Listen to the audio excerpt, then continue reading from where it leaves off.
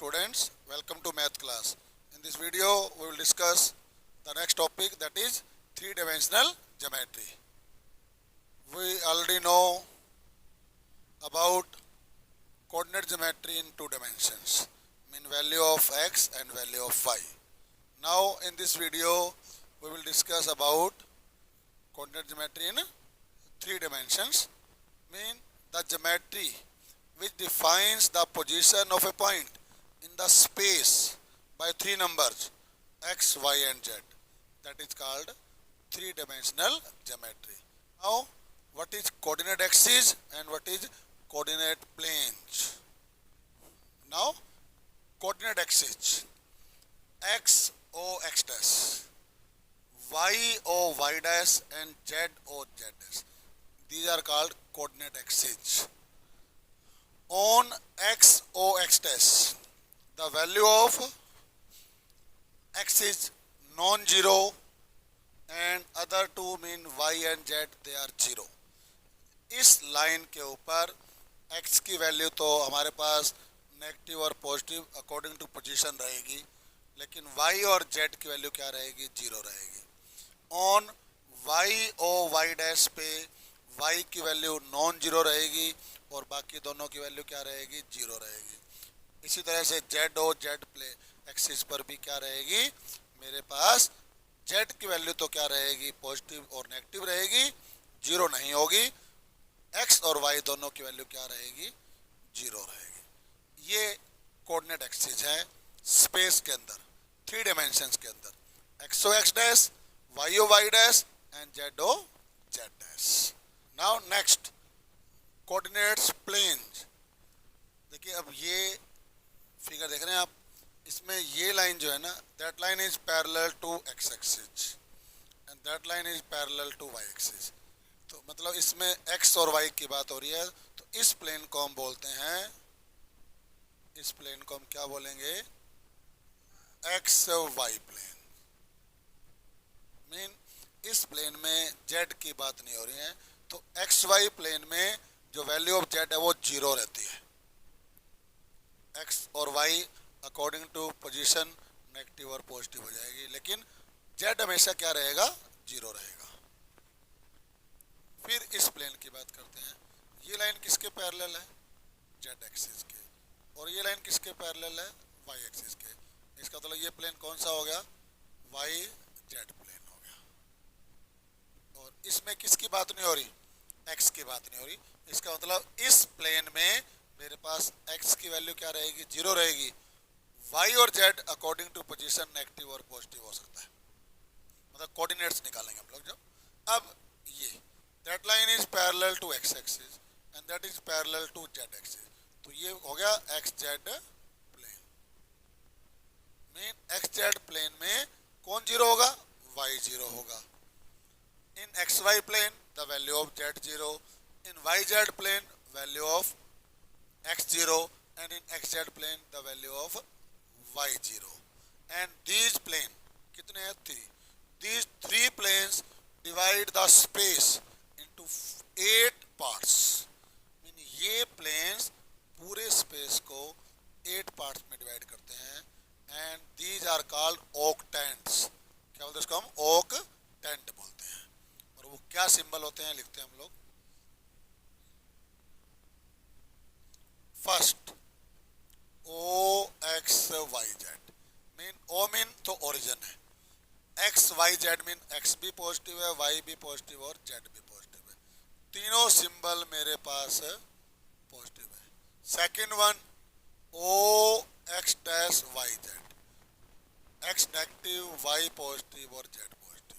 Third मेरे पास आ गया O x y dash z, x positive, y negative और z पॉजिटिव. फोर्थ वन क्या आ गया? o x y z dash, positive, positive और नेगेटिव हो गया. फिफ्थ क्या आ गया मेरे पास?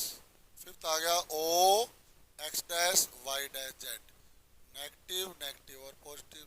Sixth one o x dash y z dash, negative, positive and negative. Seventh one O x y dash z dash, positive, negative and negative. And last one 8. O x dash y dash z dash. Negative, negative and negative. ये symbol आएंगे मेरे पास. These are the 8 octants in the space. No doubt. अब next आता है कि if 2 points are given and the coordinates of these 2 points are given, then what is the distance between these 2 points? In class 9th or 10th, distance between 2 points in 2-dimension geometry. That formula is x2 minus x1 whole square plus y2 minus y1 whole square root. Now in 3 dimensions, if A with coordinates 1, 3 and 5 and B with coordinates 7, 5 and 2, then the distance between AB, distance between AB, same formula, x2 minus x1, 7 minus 1 whole square, y2 minus y1, 5 minus 3 whole square. Next, z axis also, it means z2 minus z1 whole square. That is 6, the square of 6, 36. That is 2, 4. That is minus 3 plus 9. 49. It means the 7 unit. That is the distance between 2 points. Now, when the 3 points are collinear, suppose the points name A, B and C. First we find the distance of AB using this formula. Then find the distance of BC. After that, find the distance of AC. Now all the 3 distances are given. We leave largest one. सबसे बड़े को छोड़ दिया. Now the sum of remaining 2. If the sum of remaining 2 equal to third, then we say all the 3 points name A, B, C, they are collinear. Now when the triangle is isosceles, when the triangle is equilateral and when the triangle is right. For equilateral, suppose triangle name is ABC. Find the distance of AB, distance of BC and distance of AC. If all are equal, then we say triangle is equilateral. For isosceles, if the distance of any two, mean AB equal to BC or BC equal to AC or AC equal to AB, then we say the triangle is isosceles triangle. Now for right triangle, when the triangle is right, first suppose triangle name is ABC. Find the distance of AB, then distance of BC, after that distance of AC. Now square all the 3, mean AB square, BC square and AC square. Next one, leave the largest one after squaring. Square करके जो सबसे बड़ी side I थी उसको हम छोड़ देंगे, एक बार साइड में रख देंगे. Now the sum of square of other 2 sides, जो 2 साइड्स का अपन ने अलग पड़ी थी उनका स्केयर किया था, उनका सम किया.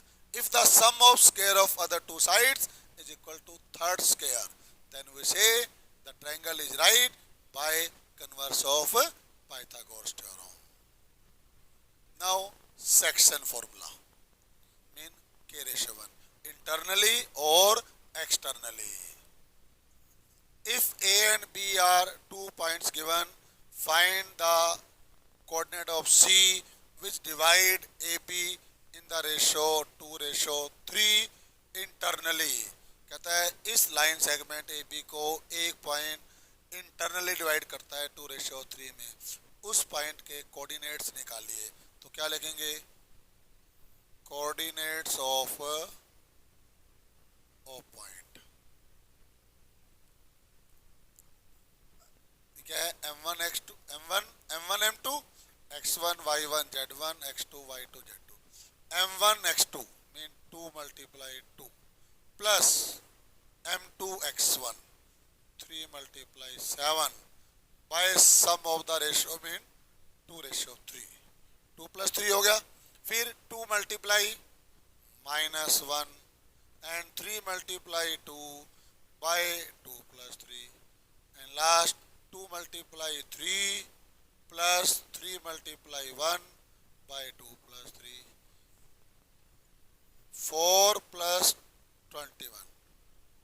5/5, 6 minus 2 4/5 and 6 plus 3 9/5.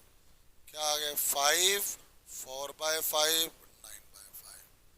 These are the coordinates of the required point. जो पॉइंट इसको डिवाइड कर रहा है इंटरनली किस रेशो में? 2:3 में. Now next question. If a point divides AP in the ratio 2:5 externally, then find the coordinates of that point. कहता है कि एक पॉइंट जो AP को 2:5 में एक्सटर्नली डिवाइड कर रहा है तो उसके कोऑर्डिनेट्स क्या होंगे? तो कोऑर्डिनेट्स ऑफ पॉइंट, मैं इसको P मान लेता हूं. 2 × 2, अब प्लस नहीं, एक्सटर्नली माइनस आएगा. 5 × 1, 5 × 1 bye 2 - 5.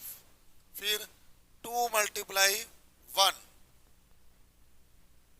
Minus 5 × 3, 2 - 5. Next -5 × 2 -5 × 5 bye 2 - 5. P 4 और 5 -1 by -3, -15 में 2 13 -3 एंड -35 by -3. तो P के कोऑर्डिनेट आ गए 1/3, 13/3, 35/3. Next question. If the line segment AB with coordinates divided by XY plane in what ratio? In what, next question, in what ratio the plane XY divides the line segment AB and also find the coordinates of that point. कहता है इस line segment को XY plane किस ratio में divide करता है और साथ में बताना है उस पॉइंट के कोऑर्डिनेट्स भी क्या आएंगे. अब किस प्लेन की बात हो रही है? XY plane. मीन इसमें Z नहीं है तो इसका मतलब उस पॉइंट के कोऑर्डिनेट्स क्या आ जाएंगे? X, Y और 0. मान लीजिए वो पॉइंट ये आ गया C, X, Y और 0. और रेशो मुझे पता नहीं है तो let the ratio B K:1. अब देखो मुझे Z की वैल्यू 0 है तो मैं पहले Z के लिए सोल्व करूंगा.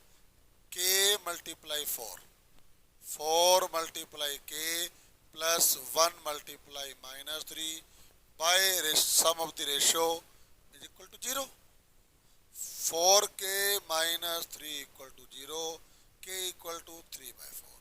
Therefore ratio कितने आ गए हैं? 3:4. मीन XY प्लेन इस लाइन सेगमेंट को 3:4 में डिवाइड कर रहा है. अब मुझे X और Y भी चाहिए. अब सोल्व करते हैं. क्या रेशियो है मेरे पास? 3:4. 3 × 1, X के लिए क्या हो जाएगा? 3 × 1 plus 4 × 2 by 3 + 4. 8 + 3 11/7. Y के लिए क्या हो जाएगा? Y के लिए मेरे पास हो जाएगा 3 × 4 plus 4 × 5 by 3 + 4. कितना आ गया ये? 12 + 20 32/7. इसमें पॉइंट क्या आ गया मेरे पास? 11/7, 32/7 और 0. और रेशियो क्या आ गई final? 3:4. Now centroid of a triangle. Find the coordinates of the centroid of the triangle. In the given triangle ABC, the coordinates of A, B and C all are given. Then what is the coordinates of the G? G means centroid. What is centroid? The point of intersection of the medians of the triangle is called centroid. And G divide the line segment AD in the ratio 2:1. That is the line segment AD. And that is the point G 2:1. And the coordinate of A are given x1, y1 and z1. अब D के coordinates, D is the midpoint of B and C. The coordinate of D. What is midpoint formula? x1 plus x2 by 2 y2 plus y3 by 2 z2 plus z3 by 2. No doubt, it means the coordinates of D are x2 plus x3 by 2, y2 plus y3 by 2 and z2 plus z3 by 2. Now the coordinates of G.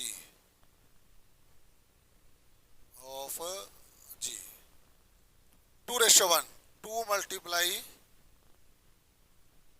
2 into x2 plus x3 by 2 plus 1 multiply x1 by 2 plus 1 and 2 multiply y2 plus y3 by 2 plus 1 multiply y1 by 2 plus 1 and last one 2 multiply z2 plus z3 by 2 plus 1 multiply z1 by 2 plus 1. They are cancel and they are cancel. ऊपर बच गया x1 plus x2 plus x3 by 2 plus 1 3 y1 plus y2 plus y3 by 3 and z1 plus z2 plus z3 by 3. That is the coordinates of the centroid of the triangle. Next question. A cube of sides 4 cm is given and its one of the vertex with coordinates 1, 3, 2 is given. 3 edges of the cube from this vertex. One is parallel to positive x-axis, second is parallel to negative y-axis and third is parallel to negative z-axis. कहता है इस vertex से हमने 3 as draw करने हैं. कहता है पहला पॉजिटिव एक्स एक्सिस के डायरेक्शन में जाए, दूसरा नेगेटिव वाई एक्सिस के डायरेक्शन में जाए और तीसरा नेगेटिव जेड एक्सिस के डायरेक्शन में जाए. तो then find the coordinates of the other remaining 7 vertices. अब साइड कितनी है मेरे पास 4. कहता है कि इस पॉइंट से ना, ये पॉइंट है मेरे पास मान लो P 1, 3 और 2. कहता है इससे एक जो एज जाता है वो पॉजिटिव डायरेक्शन में जाता है एक्स एक्सिस की तरफ, ये प्लस का एक्स हो गया. एक जाता है नेगेटिव वाई एक्सिस की तरफ, ये नेगेटिव हो गया जिसको हम वाई डैश बोलते हैं, और एक जाता है नेगेटिव जेड एक्सिस की तरफ. अब कहता है कि इस 3 एज हो गए और सभी की मेजरमेंट कितनी होती है 4 है, क्योंकि क्यूब है तो सभी साइड इक्वल है. तो बाकी 7 पॉइंट्स, जो 7 पॉइंट बनेंगे ना, क्योंकि हमें पता है कि एक क्यूब के 8 वर्टिसेज होते हैं, एक गिवन है, बाकी 7 निकालने हैं. अब वो क्या कर रहा है, एक्स एक्सिस पे कहाँ जा रहा है वो जा रहा है पॉजिटिव डायरेक्शन में. वाई एक्सिस में किधर जा रहा है वो जा रहा है नेगेटिव डायरेक्शन में, और जेड एक्सिस में किधर जा रहा है वो जा रहा है नेगेटिव डायरेक्शन में. क्लियर. अब देखिए मुझे अगर वैल्यू निकालनी है ना एक्स एक्सिस के, तो पहले क्या दिया हुआ है 1 और मुझे 4 पॉजिटिव जाना है, तो कितना हो गया 5 आ गया. 3 दिया हुआ है 4 नेगेटिव जाना पड़ेगा, कितना आ गया -1. 2 दिया हुआ है 4 नेगेटिव, कितना आ गया. मीन मेरे पास 3 वैल्यू एक्स वाई जेड की आ गई और 3 ऊपर गिवन है. एक्स की 2 वैल्यू हैं 1 और 5, क्योंकि एक्स मुझे पहले भी पॉजिटिव गिवन था और जाना भी मुझे पॉजिटिव है, तो मीन एक्स तो दोनों पॉइंट क्या रहेंगे पॉजिटिव रहेंगे. फिर कहता है वाई मुझे पॉजिटिव गिवन है और जाना मुझे नेगेटिव में है, तो वाई की वैल्यू माइनस में आएगी, नेगेटिव जा रहे हैं हम लोग. फिर कहता है कि जेड क्या है प्लस का 2 पॉजिटिव दिया हुआ है, जाना कितना है मुझे जेड भी नेगेटिव जाना है, तो जेड की वैल्यू भी नेगेटिव आ गई. अब मुझे टोटल 8 होते हैं, एक गिवन है, बाकी 7 बताने हैं. तो वही रूल है, 3 कॉइन को टॉस करते हैं, उसी रूल से बनाएंगे. तो पहले देखो एक्स के लिए, एक्स की 2 वैल्यू है 1 और 5. जैसे आप लिखते थे ना 4h 4t, 4 बार h 4 बार टेल, ऐसे लिखेंगे 4 बार 1 और 4 बार 5 हो गया. फिर y मेरे पास 3 और -1 है, तो क्या लिख देंगे दो एच होते थे, दो टी होते थे, दो एच होते थे, दो टी होते थे। अगले में क्या होता था, एक एच मीन जेड की वैल्यू 2 और -2, 2 -1, 2 -1, 2 -1, 2 -1। अब देखिए इनको काउंट कीजिए,